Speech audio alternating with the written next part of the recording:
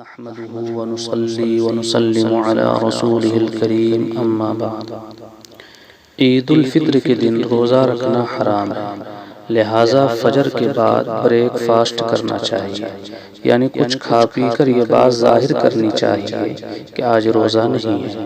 حضرت نبی کریم صلی اللہ علیہ وسلم کا یہی معمول تھا کہ فجر کے بعد کھجور یا چھہارے کھا کر عید کی نماز کے لیے تشریف لے جاتے تھے اور طاق عدد کھاتے تھے، اس لیے کہ اللہ تعالیٰ کو طاق عدد پسند ہے، اور اگر کھجور میسر نہ ہو تو جو بھی چیز میسر ہو کھا کر عیدگاہ جانا چاہیے، یہی سنت ہے۔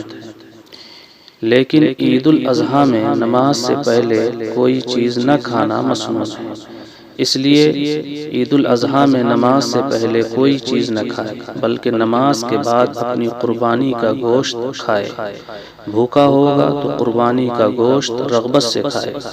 یہ قربانی کا گوشت اللہ تعالیٰ کی طرف سے دعوت ہے، اور جس کی قربانی نہ ہو تو متابعت کی بنا پر اس کے لیے بھی مستحب یہی ہے کہ نماز سے فارغ ہونے کے بعد کھائے۔ حضرت نبی کریم صلی اللہ علیہ وسلم کا معمول تھا کہ کچھ کھائے پیے بغیر عیدگاہ تشریف لے جاتے تھے اور نماز عید سے فارغ ہو کر قربانی کرتے تھے اور اس کا گوشت کھاتے تھے۔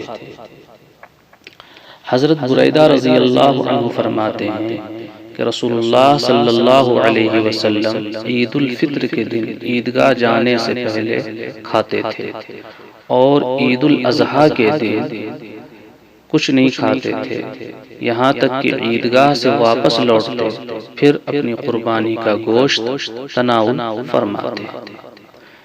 سنن دارمی کتاب الصلاۃ ابواب العیدین باب فی الاکل قبل الخروج یوم العید۔ وآخر دعوانا الحمد للہ رب العالمین۔